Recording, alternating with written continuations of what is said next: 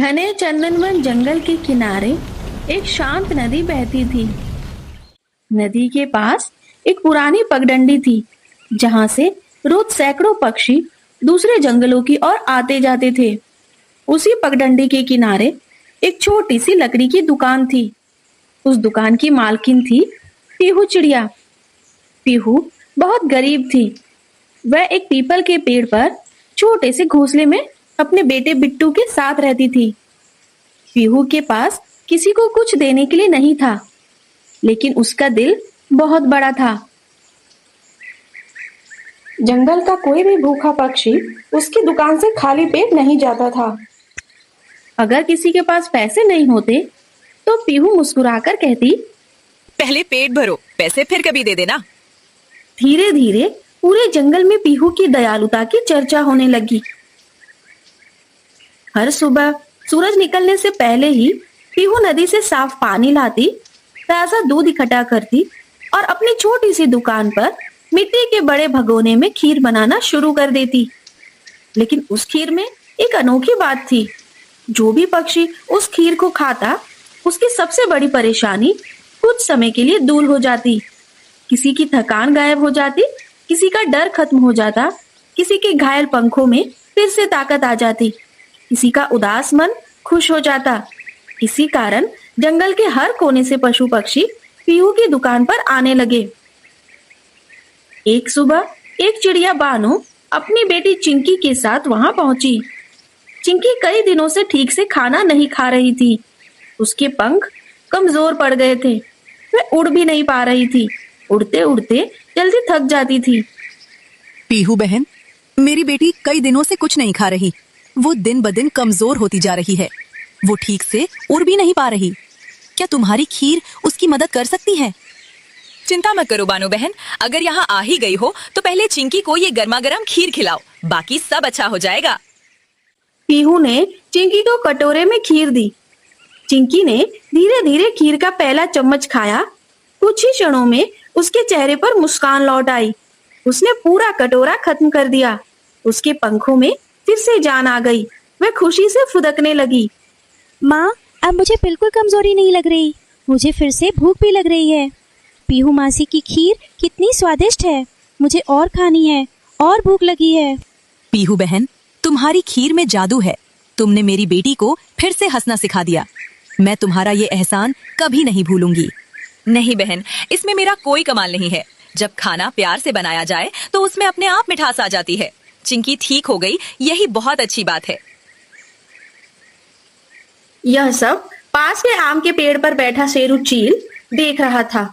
उसकी अपनी मिठाई की दुकान कई महीनों से खाली पड़ी थी। वह रोज ग्राहकों का इंतजार करता, लेकिन कोई उसके पास नहीं आता था। पीहू की दुकान पर लगी भीड़ देखकर उसके मन में ईर्ष्या भर गई। वह गुस्से में मन ही मन बोला, अब बहुत हो गया। अगर पीहू की दुकान ऐसे ही चलती रही तो मेरी दुकान हमेशा के लिए बंद हो जाएगी। और उसी पल उसने पीहू को बदनाम करने की एक खतरनाक योजना बना ली। अगली सुबह शेरू चील अपनी दुकान पर बहुत जल्दी पहुंच गया। उसने अपनी दुकान के बाहर एक बड़ा सा बोर्ड लगाया, जिस पर लिखा था, शेरू चील की शाही खीर, एक कटोरा खाओ, दूसरा बिल्कुल मुफ्त। वह जोर जोर से आवाज लगाने लगा। आओ आओ, पीहू से भी ज्यादा स्वादिष्ट खीर खाओ। एक कटोरा खरीदो, दूसरा बिल्कुल मुफ्त। उसकी यह बात सुनकर कुछ भोले भाले पक्षी उसकी बातों में आ गए। सबसे पहले कबूतर बंटी उसकी दुकान पर आया। शेरू भैया, अगर तुम्हारी खीर सच में इतनी अच्छी है तो मुझे भी एक कटोरा खिलाओ। जरा खाकर देखूं कैसा स्वाद है। अरे भाई, बस पहला निवाला खाते ही पीहू की खीर भूल जाओगे। इतनी स्वादिष्ट खीर है ये। बंटी ने जैसे ही खीर का पहला चम्मच खाया, उसका चेहरा बिगड़ गया। खीर में ना मिठास थी, ना ही स्वाद। दूध भी ठीक से पका नहीं था। चावल भी कच्चे थे। उसके दांत भी दर्द करने लगे। अरे, ये कैसी खीर है? इसमें तो स्वाद ही नहीं है। मेरे दांत, चावल भी नहीं पके हैं। बेकार है ये खीर। थोड़ी ही देर में बाकी पक्षियों ने भी खीर चखी। किसी का पेट दर्द करने लगा, किसी का गला खराब हो गया। कई पक्षी बिना खीर पूरी किए ही वहां से चले गए। कुछ ही घंटों में शेरू चील की दुकान फिर से खाली हो गई। वह गुस्से से कांपने लगा। शाम को वह अपने घोंसले में पहुंचा, जहां उसकी पत्नी मीता चील उसका इंतजार कर रही थी। मेरी खीर में कोई कमी नहीं है। जरूर पीहू के पास कोई ऐसा राज है जिसकी वजह से सारे ग्राहक उसी के पास जाते हैं। मैं पता लगा कर रहूंगा। अगर उसका राज पता चल जाए तो हमारी दुकान भी चल पड़ेगी। तुम जाओ और पता लगाओ कि ऐसा क्या मिलाती है पीहू खीर में जो उसकी खीर इतनी बिकती है। आज रात मैं उसकी दुकान के आसपास छिपकर देखूंगा। मुझे यकीन है वो कोई ऐसा काम करती है जो किसी को नहीं बताती। हाँ, तुम पता लगाओ। उस रात पूरा जंगल गहरी नींद में सो गया, लेकिन शेरू चील चुपचाप पीहू की दुकान के पीछे एक पेड़ पर जाकर छिप गया। वह यह जानने के लिए बेचैन था कि आखिर पीहू की खीर में ऐसा क्या राज है जो पूरे जंगल को उसकी दुकान तक खींच लाता है। वह कौन सा जादू करती है खीर में। आधी रात हो चुकी थी, चारों तरफ सन्नाटा पसरा हुआ था। शेरू चील दुकान के पीछे पेड़ पर छिपकर पीहू पर नजर रखे हुए था। थोड़ी देर बाद पीहू अपनी दुकान से बाहर निकली। उसके हाथ में एक छोटा सा मिट्टी का घड़ा था। वह नदी के किनारे गई और बड़े ध्यान से उसमें साफ पानी भरकर वापस दुकान पर आ गई। फिर उसने ताजा दूध रखा, अच्छे चावल निकाले और धीरे धीरे खीर बनाना शुरू कर दिया। वह हर चीज को बहुत धैर्य और प्यार से कर रही थी। चील हैरान होकर यह सब देख रहा था। उसको कुछ समझ नहीं आ रहा था। बस इतना ही? कोई जादू नहीं, कोई मंत्र नहीं? पीहू तो खीर में कुछ नहीं मिला रही, फिर क्यों इसकी खीर सबको पसंद आती है? लेकिन तभी पीहू ने खीर तैयार होने के बाद एक कटोरा भरा और अपनी दुकान के पीछे रख दिया। कुछ ही देर में एक बूढ़ी घायल तोती वहां आई। उसके पंखों पर चोट लगी हुई थी। वह कई दिनों से ठीक से उड़ भी नहीं पा रही थी। पीहू मुस्कुराकर उसके पास गई। माँ जी, पहले आप ये खीर खा लीजिए, फिर आराम से दवा भी लगा दूंगी, आप ठीक हो जाएंगी। बूढ़ी तोती ने खीर खाई। उसके चेहरे पर सुकून लौट आया। उसकी आंखों में खुशी के आंसू आ गए। बेटी, भगवान तुम्हें हमेशा खुश रखे। तुम्हारे हाथों में सचमुच बहुत बरकत है। मैं अब अच्छा महसूस कर रही हूँ। तुम्हारा बहुत बहुत धन्यवाद। यह सब देखकर शेरू चील परेशान हो गया। उसे कहीं भी कोई जादू दिखाई नहीं दिया। फिर भी पीहू की खीर हर किसी के चेहरे पर खुशी ला देती थी। उसको कुछ समझ नहीं आया। वह धीरे धीरे वापस अपने घोंसले की ओर उड़ गया, लेकिन उसके मन में अब भी एक ही सवाल घूम रहा था। अगर जादू नहीं है तो फिर पीहू की खीर में ऐसा क्या है? उसे इस सवाल का जवाब हर हाल में जानना था और उसी रात उसने पीहू को बदनाम करने की एक नई और खतरनाक योजना बना ली। अगली रात शेरू चील ने सोचा, अगर मैं पीहू का राज नहीं जान सकता तो उसकी बदनामी ही कर देता हूँ। जब पीहू नदी से पानी लेने गई, तभी शेरू चील चुपके से उसकी दुकान में घुस गया। उसने खीर के लिए रखे हुए ताजा दूध में खट्टा दूध मिला दिया, चीनी के डिब्बे में नमक डाल दिया और चावल के बर्तन में छोटे छोटे कंकड़ मिला दिए। इतना करके वह मुस्कुराते हुए वहां से भाग गया। कुछ ही देर बाद पीहू वापस लौटी। जैसे ही उसने दूध भगोने में डाला, उसे कुछ अजीब सा लगा।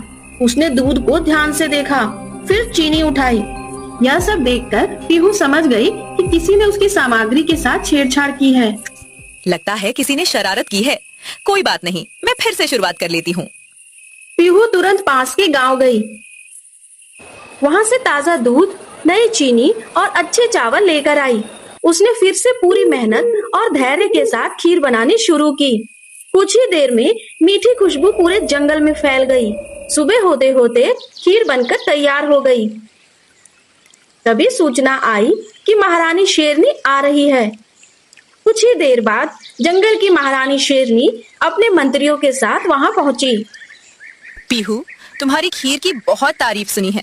आज हम भी उसका स्वाद चखना चाहते हैं। जरा हमें भी खीर खिलाओ, देखिए तो जरा। महारानी, आपका स्वागत है। कृपया बैठिए, अभी गर्मा गर्म खीर परोसती हूँ।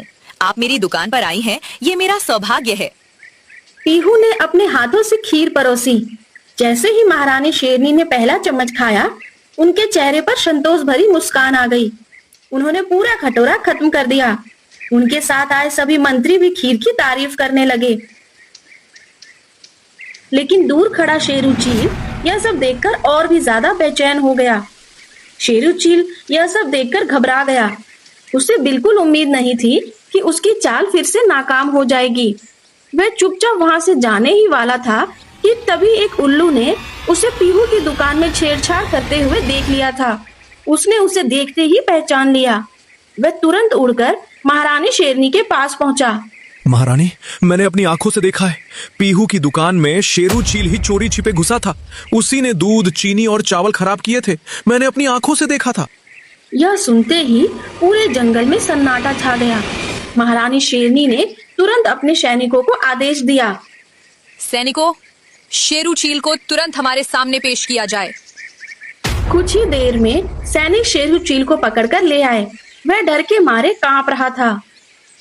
महारानी, मुझसे बहुत बड़ी गलती हो गई। मैं पीहू की बढ़ती हुई प्रसिद्धि से जलने लगा था, इसलिए मैंने उसकी बदनामी करने की कोशिश की। मुझे क्षमा कर दीजिए। मेरी खीर कोई नहीं खाता था। मुझसे गलती हो गई। मुझे माफ कर दो पीहू। दूसरों की मेहनत से जलने वाला कभी सफल नहीं होता। तुम्हें अपने किए की सजा मिलनी चाहिए। तभी वहाँ पीहू आ गई। महारानी, अगर कोई अपनी गलती मान ले और दिल से बदलना चाहे तो उसे एक मौका जरूर मिलना चाहिए। मैं शेरू चील को एक और मौका देना चाहती हूँ। महारानी शेरनी कुछ देर तक सोचती रही। फिर उन्होंने शेरू चील की ओर देखा। पीहू की बात का सम्मान करते हुए मैं तुम्हें एक आखिरी मौका देती हूँ, लेकिन याद रखना, अगर दोबारा किसी के साथ छल किया तो तुम्हें कठोर दंड मिलेगा। धन्यवाद महारानी, धन्यवाद पीहू। आज से मैं मेहनत और ईमानदारी से ही अपना काम करूंगा, कभी छल नहीं करूंगा।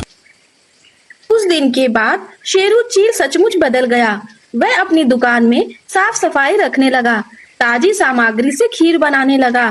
धीरे धीरे उसकी दुकान पर भी ग्राहक आने लगे। पूरा जंगल पीहू की दयालुता और मेहनत की मिसाल देने लगा।